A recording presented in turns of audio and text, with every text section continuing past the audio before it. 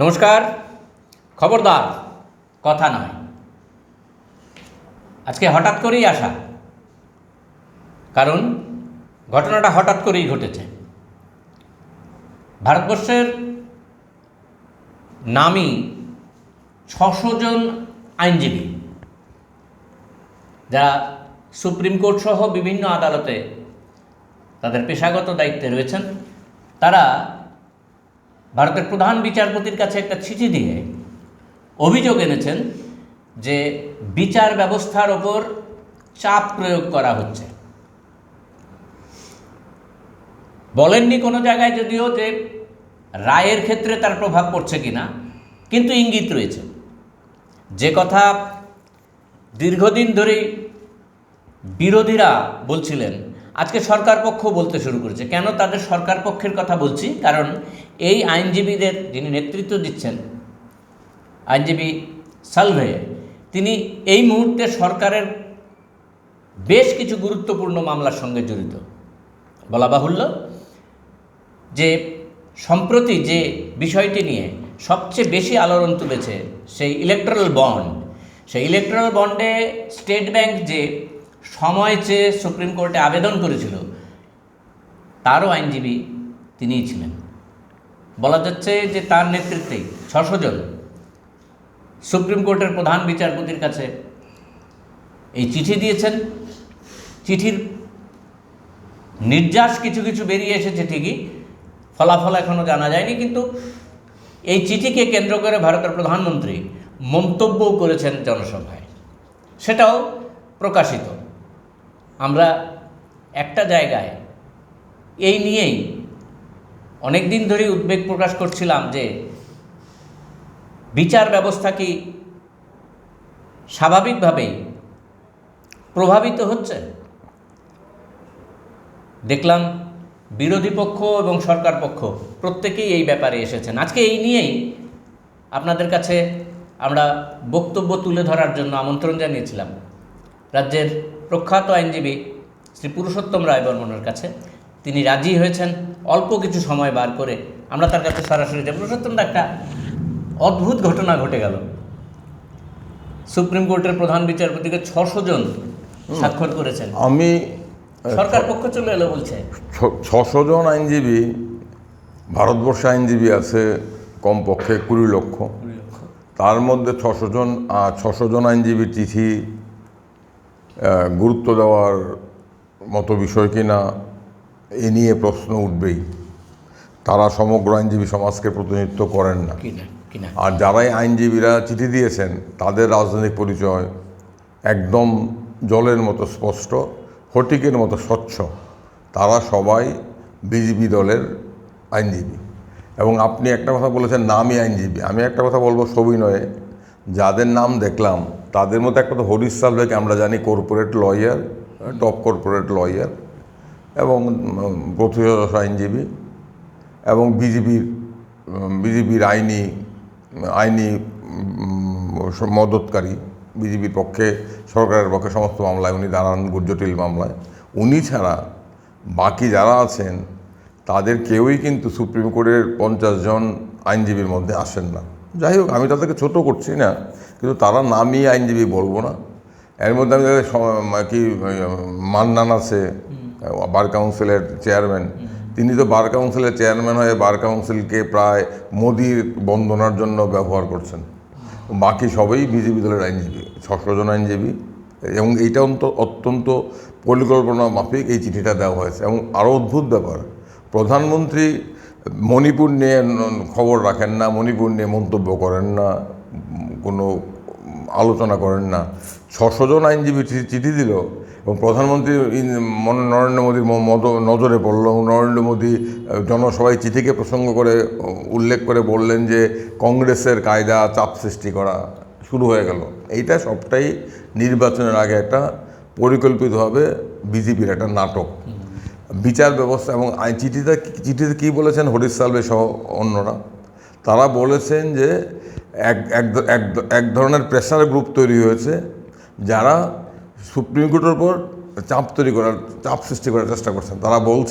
তারা বলেন যে সুপ্রিম কোর্ট এখন নাগরিক অধিকার কিংবা ব্যক্তি স্বাধীনতার পক্ষে যেভাবে এগিয়ে আসা দরকার ছিল সেভাবে এগিয়ে আসছেন না। তারা বিভিন্ন ক্ষেত্রে সুপ্রিম কোর্টের ভূমিকার নিন্দা করেন। এটাই নাকি সুপ্রিম কোর্টের উপর প্রেশার সৃষ্টি করার চেষ্টা হচ্ছে। এটা কেন বলছেন? কারণ বিজেপি কোনোভাবেই চায়নি কেন্দ্রীয় সরকার সুপ্রিম কোর্টের সর্বশেষ ইলেকট্রাল বন্ড মামলায় সুপ্রিম কোর্টের রায়ের ফলে বিজেপি, আরএসএস, প্রধানমন্ত্রী নরেন্দ্র মোদী তারা অত্যন্ত অস্বস্তি এবং বেকায়দায় পড়ে গেছেন। তারা ভেবেছিলেন যে এই যেটা হয়েছে গত 10 বছর যাবৎ আমরা একটা দুঃখজনক প্রবণতা লক্ষ্য করছি যে অধিকাংশ ক্ষেত্রেই, সিংহভাগ ক্ষেত্রেই সুপ্রিম কোর্ট সরকারের অনুকূলে রায় দিচ্ছে এবং স্বাভাবিকভাবেই নাগরিকদের মধ্যে প্রশ্ন উঠছে যে সুপ্রিম কোর্ট কি সরকারের কাছে সরকারের বিরুদ্ধে রায় দিতে দ্বিধা করছে। এটা তো আমার কথা নয়, অনেক প্রাক্তন সুপ্রিম কোর্টের বিচারপতি বলছেন যে সুপ্রিম কোর্টের একটা পারসেপশন তৈরি হয়েছে, জনগণের মধ্যে একটা ধারণা তৈরি হয়েছে যে শাসক দল যখন কোনো পপুলার লিডার একটা ব্রুট মেজরিটি নিয়ে সংসদে থাকেন, ক্ষমতায় থাকেন, তখন আমাদের দেশে সর্বোচ্চ আদালত সেই পপুলার লিডার এবং তার গভর্নমেন্টের বিরুদ্ধে রায় দেওয়ার ক্ষেত্রে দ্বিধায় ভোগেন। এই একটা পারসেপশন আমাদের মধ্যে তৈরি হয়েছে, মানুষের মধ্যে ন্যায্য কারণে এটা সুপ্রিম কোর্টের প্রাক্তন বিচারপতিরা বলছেন।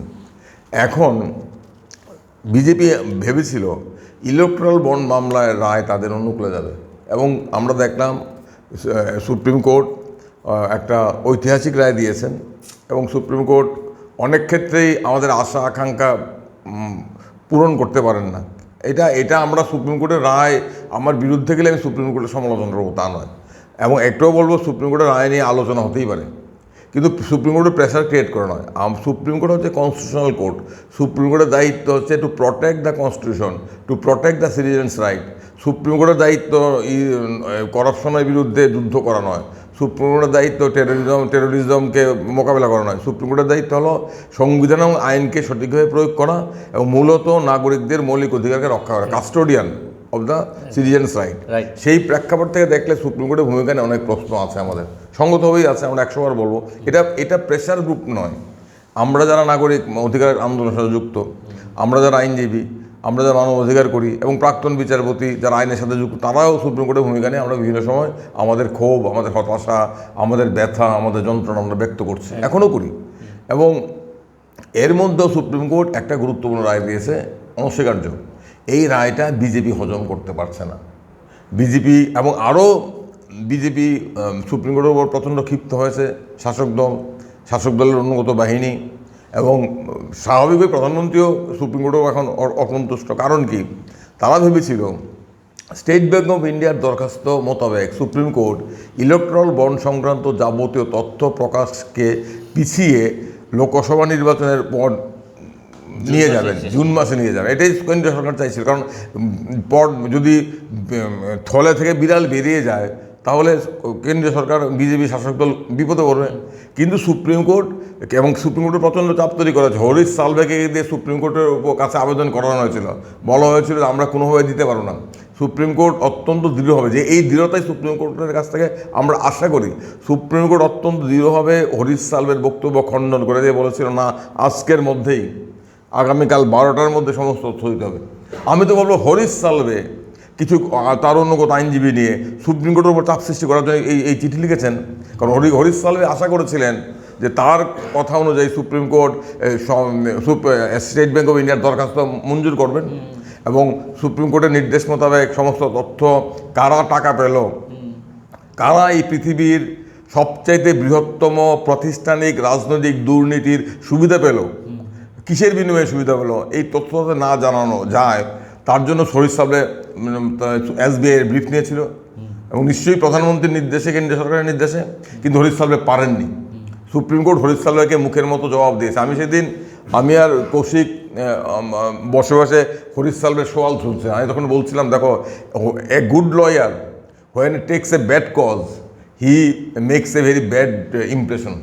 আমি দেখছিলাম সুপ্রিম কোর্টের প্রশ্নের মুখে Harish Salve he was fumbling, he sometime he roars like a lion. এবং কর্পোরেটদের বড় বিরাট লয়ার, সেই বিরাট লয়ারও আমি দেখলাম সাধারণ আইনজীবীর মতো বিচারপতিদের প্রশ্নের উত্তর দিতে ইতস্তত করছেন, থতমত খাচ্ছেন, ঢোক গিলছেন। Because Harish Salve is a good lawyer, but he has taken a very bad and stale cause. For this reason he was fumbling. আমি বলছিলাম, আমি তো বলবো হরিশ সালভে এবং তার অনুগত আইনজীবীদের নিয়ে সুপ্রিম কোর্টে চাপ সৃষ্টি করার জন্য এই বিবৃতি দিয়েছেন। সুপ্রিম কোর্টের বিরুদ্ধে আমরা সুপ্রিম কোর্টে চাপ দিই না, স্পষ্ট ছিল, স্পষ্ট। এবং এই পৃথিবীর আজকে আমাদের অর্থমন্ত্রী নির্মলা সীতারামনের স্বামী প্রভাকর পরাকর, যিনি বিখ্যাত অর্থনীতিবিদ, রাজনৈতিক বিশ্লেষক, ইউটিউবার, উনি কি বলেছেন? উনি বলেছেন যে ইলেকট্রাল বন্ড হচ্ছে পৃথিবীর সবচেয়ে বৃহৎ প্রাতিষ্ঠানিক রাজনৈতিক দুর্নীতি। এই দুর্নীতি আজকে বাজারে এসছে। 8,000 কোটি টাকা বিজেপি পেয়েছে। বিজেপি চায়নি এই তথ্যটা বেরিয়ে আসুক, সেই কারণে সুপ্রিম কোর্টের উপর চাপ তৈরি করা হচ্ছে। এবং এ তো ভূতের মুখে নাম 8,250 কোটি, ভূতের মুখে নাম। কেন্দ্রীয় সরকার বারবার সুপ্রিম কোর্টের উপর চাপ সৃষ্টি করছে। কেন্দ্রীয় সরকার বারবার বিচারপতি নিয়োগের ক্ষেত্রে সুপ্রিম কোর্টের কলেজিয়াম নাম রেকমেন্ড করলে সুপ্রিম কোর্টের কলেজিয়ামের রেকমেন্ডেশন তারা গ্রহণ করছে না। 600 জনের বিবৃতি তো শাঁখ দিয়ে মাছ ঢাকার চেষ্টা। এবং প্রধানমন্ত্রী যখন এই বিবৃতিকে লুফে নিলেন, তখন বুঝতে হবে প্রধানমন্ত্রীও পরোক্ষে বিচার বিভাগের কাজে হস্তক্ষেপ করার চেষ্টা করছেন। এটা নির্বাচনের মুখে আমাদেরকে সতর্ক করলো, যদি আগামী নির্বাচনে বিজেপি কোনোভাবে ক্ষমতা আসতে পারে, তাহলে বিচার বিভাগের স্বাধীনতা, বিচার বিভাগের নিরপেক্ষতা এখনও যতটুকু বজায় আছে সেটা থাকবে না। তারই একটা আগাম সংকেত এই 600 জনের বিবৃতি এবং প্রধানমন্ত্রী সেই বিবৃতি রূপে তার বক্তৃতায় হুঙ্কার, এর মধ্যে দিয়ে প্রমাণিত হয়ে গেল। নির্বাচন কমিশনার তৈরি করার ক্ষেত্রে সুপ্রিম কোর্টের যে জাজমেন্ট, সেটা তো তারা নস্বাত করলো, তারাই তো সুপ্রিম কোর্টে চাপ দিচ্ছে। আমরা যারা আমাদেরকে প্রেসার গ্রুপ বলা যায়, আমরা pressure group for the cause of the people's fundamental rights. আমাদের অধিকার আছে 100 বার। আমরা কেন কদিন আগে দিল্লিতে একটা কনফারেন্স হয়েছিল বিচার বিভাগে জুডিশিয়াল অ্যাকাউন্টেবিলিটি প্রশ্নে, বিচার বিভাগের দায়বদ্ধতা নিয়ে, সেখানে প্রাক্তন বিচারপতিরা এসে যে আলোচনা করেছেন, তারা বলছেন যে সুপ্রিম কোর্টের বিচারপতিদের অনেক বেশি সংবেদনশীল হতে হবে নাগরিকদের মৌলিক অধিকার সম্পর্কে।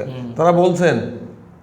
প্রশান্ত, আপনি কি এই ব্যাপারটা একটু স্পষ্ট করবেন যে হরিশ সালভেরা যে চিঠিটা দিয়েছেন সেটা কি 370 ধারা সম্পর্কিত সুপ্রিম কোর্টের জাজমেন্ট, রাম জন্মভূমি জাজমেন্ট, নাকি এই ইলেকট্রাল বন্ডের জাজমেন্টের পরে বেশি?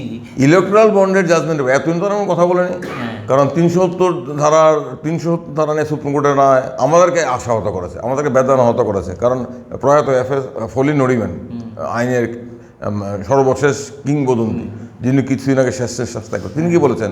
ইট was a politically correct judgment, legally incorrect judgment. এবং নোট বাতিল, একজন মাইনরিটি জাজমেন্ট নাকারত্না দিল, that was also politically convenient judgment, not a legal judgment. এটা আমরা বলছি। রাম জন্মভূমি জাজমেন্ট, এ নিয়েও তো অনেক প্রশ্ন আছে। বিশ্বাসের উপর ভিত্তি করে রায় দিতে পারে সুপ্রিম কোর্ট, দিয়েছে। আমরা সমালোচনা করেছি, আমরা সমালোচনা করার অধিকার আছে। সমালোচনা করার অর্থ চাপ সৃষ্টি করা নয়, সমালোচনা করার অধিকার আছে। সুপ্রিম কোর্টের রায় নিয়ে আমরা সমালোচনা করতে পারি, করি। কিন্তু এই যে চিঠিটা বিজেপি এতই না দিল, কেন দিল? ইলেকট্রাল বন্ডের রায় এবং সর্বশেষ এসবিআইয়ের আবেদন যে সুপ্রিম কোর্ট নাকচ করলো, হরিশ সালভের মুখের উপর জবাব দিল সুপ্রিম কোর্টের প্রধান বিচারপতি। এবং এই যে একজন ভদ্রলোক দেখবেন, অদৃশ আগরওয়াল, উনি একজন সিনিয়র অ্যাডভোকেট, উনি সুপ্রিম কোর্ট বার অ্যাসোসিয়েশনের প্রেসিডেন্ট। উনি ইলেকট্রাল বন্ডের রায়ের পর উনি সুপ্রিম কোর্টের বার অ্যাসোসিয়েশনের সভাপতির পদকে ব্যবহার করে সভাপতির পেডে রাষ্ট্রপতিকে চিঠি লিখছেন যে রাষ্ট্রপতি ইলেকট্রাল বন্ড মামলা নিয়ে রেফারেন্স করুক। অদ্ভুত কথা। একজন উনি ওনার আইনি বিচক্ষণতা নেই তো প্রশ্ন উঠবে। এবং সুপ্রিম কোর্টের বার অ্যাসোসিয়েশনের সদস্যরা তার ভূমিকা নিয়ে প্রশ্ন তুলছেন, বলছে he is misusing office of the president. এবং চন্দ্রচূড়, প্রধান বিচারপতি চন্দ্রচূড়কে যখন উনি বলছিলেন, তখন প্রধানমন্ত্রী চন্দ্রচূড় ওনার মুখের উপর জবাব দিয়েছেন। অন্তত একটা ক্ষেত্রে দেখলাম সুপ্রিম কোর্ট একটা দৃঢ় ভূমিকা নিয়েছেন। এবং এরপরেই তারা এই হরিশ সালভের নেতৃত্বে একদল আইনজীবী, যাদের মধ্যে একমাত্র হরিশ সালভে ছাড়া বাকি কোনো প্রতিষ্ঠা সুপ্রিম কোর্টের আইনজীবী নেই, বাকি যারা আছে তাদের নাম সুপ্রিম কোর্টের লিডিং 100 লয়ারের মধ্যে আসবে না, 200 লয়ারের মধ্যে আসবে না। তাদেরকে যেটা চিঠি দেওয়া হয়েছে সুপ্রিম কোর্টের চাপ সৃষ্টি করার জন্য। সর্বশেষ প্রশ্ন, প্রশান্তদা, এই যে জায়গায় এলো ইলেকট্রাল বন্ডের যে জায়গাটা এলো, সরাসরি এটা দুর্নীতি বলে এখন সবাই মন্তব্য করতে শুরু। দুর্নীতি নিয়ে তো একটা মামলা হওয়ার সম্ভাবনা রয়েছে, দুর্নীতি নিয়ে ব্যাপক অভিযোগ প্রচার তো হচ্ছেই, আসার সম্ভাবনা আছে। সেই সম্ভাবনাটাকে প্রথম থেকেই কুঠারাঘাত করার জন্যই কি এই চিঠি? অবশ্যই, নাহলে 8,000 কোটি টাকা, এই টাকা তো কর্পোরেটর দিয়েছেন বিনিময়ে। কিসের বিনিময়ে দিয়েছেন এটা পরিষ্কার হয়ে যাচ্ছে। এই 8,000 কোটি টাকা তো বিজেপির কাছ থেকে আটক করে সিজ করে এই টাকা তো মানুষকে ফিরিয়ে দেওয়া উচিত। এই 8,000 কোটি টাকা তো জনগণের টাকা, এবং এই 8,000 কোটি টাকা চাঁদার বিনিময়ে কর্পোরেটগুলো বিজেপির কাছ থেকে বিরাট মুনাফা, বিরাট সুবিধা, অন্যায় সুবিধা, পাবলিক মানির at the cost of public money তারা নিয়েছেন, at the cost of public cause. এখন তো উচিত হবে এই 8,000 কোটি টাকা বিজেপির কাছ থেকে ফিরিয়ে আনার জন্য মামলা করা। এটা হবে এই মুহূর্তের আইনি দায়িত্ব, কর্তব্য। সবচেয়ে বড় দুর্নীতি এটা। এখন মুশকিল হচ্ছে কি, এই দুর্নীতি নিয়ে কর্পোরেট মিডিয়া চুপ করে বসে আছে। তারা মনে করছে কর্পোরেট মিডিয়া যদি দুর্নীতি নিয়ে কথা না বলে ভারতবর্ষের মানুষ জানবেন, ভারতবর্ষের মানুষ জানবেন। সত্যকে আটকানো যায় না।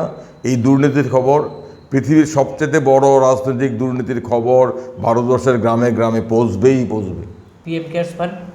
পিএম কেয়ারস ফান্ড সবটাই দুর্নীতি, এটা তো তথ্যে আসছে না, সবটাই দুর্নীতি, সবটাই পৌঁছবে। এবং এর জন্য আমি বলবো, আমার মনে হচ্ছে বিজেপি আরএসএস অত্যন্ত চাপে পড়েছে। চাপে না পড়লে তারা বুঝতে পারছে তাদের পায়ের তলা মাটি সরছে। অনেকে আমার কথা, অনেকে বলবেন যে এগুলো বোধহয় ঠিক নয়, কিন্তু আমি বলবো ঠিক। কারণ না হলে এই 600 জনকে চিঠি দেওয়া হতো না। যদি না হতো এই 600 চিঠি নিয়ে প্রধানমন্ত্রী মুখ খুলতেন না, নরেন্দ্র মোদী কোনো বিষয়ে মুখ খোলেন না। 600 জনের চিঠি নিয়ে এত গুরুত্ব দিলেন, প্রধানমন্ত্রী নজরে পড়ল। উনাকে প্রধানমন্ত্রীর সাথে পরামর্শ করে হরিশ সালভে দিয়েছেন। হরিশ সালভে বলছে বিজেপি প্রধানমন্ত্রী সবচেয়ে বিশ্বস্ত লোক, সবচেয়ে কাছের লোক। সবটা প্রধানমন্ত্রীর সাথে পরামর্শ করে হরিশ সালভেকে দিয়ে চিঠি দেওয়ানো হয়েছে। আমরা যতটুকু খবর পেয়েছি তার উপর ভিত্তি করেই আজকের এই অনুষ্ঠানটা করলাম। আমরা নিশ্চিতভাবে উদ্বিগ্ন। যদি এই চাপের বিষয়টা আদালত পর্যন্ত পৌঁছয়, তাহলে নিশ্চয়ই সাধারণ মানুষ তো উদ্বিগ্ন হবেনি। সেই উদ্বেগের সঙ্গে আমরা সহমত পোষণ করছি। কিন্তু পদ্ধতি কি হবেন, এবং আমরা আশা করব ভারতের প্রধানমন্ত্রী সমস্ত বিষয়েই তার মন্তব্য রাখবেন, যেভাবে এই 600 জন আইনজীবী সুপ্রিম কোর্টের প্রধান বিচারপতির কাছে চিঠি দেওয়া সম্পর্কে তিনি মন্তব্য করেছেন। আমরা আশা করব ভারতবর্ষের সমস্ত গুরুত্বপূর্ণ বিষয়ে তিনি মন্তব্য করবেন। আমি একটা কথা বলি, এই যারা চাপ সৃষ্টি করেন তারাই আবার অন্যদের বিরুদ্ধে চাপ সৃষ্টি করার অভিযোগ করছে। এটা হচ্ছে মূল কথা, তারাই চাপ সৃষ্টি করেন। হ্যাঁ, অনেক ক্ষেত্রে যারা চাপ সৃষ্টি করছেন তারা চিঠিতেও উল্লেখ করেছেন কারা কারা তারা নিজেরাই চাপ সৃষ্টি করছেন পরোক্ষে। এটা প্রকাশিত হয়ে গেল, এখন সাধারণ মানুষের কাছে এটা পৌঁছে গেল। এটা নতুন আর একটা ইস্যুর সৃষ্টি হলো। আমরা গতদিন একটা আলোচনায় বলেছিলাম যে প্রচুর ইস্যু চলে এসেছে এই মুহূর্তে এবারের নির্বাচনে। কোনটা ইস্যু আর কোনটা কি ইস্যু নয়, একটা শব্দও ইস্যু হয়ে যাচ্ছে। আজকে এইটুকুই থাক। সবাই ভালো থাকবেন, সুস্থ থাকবেন। সকলকে নমস্কার।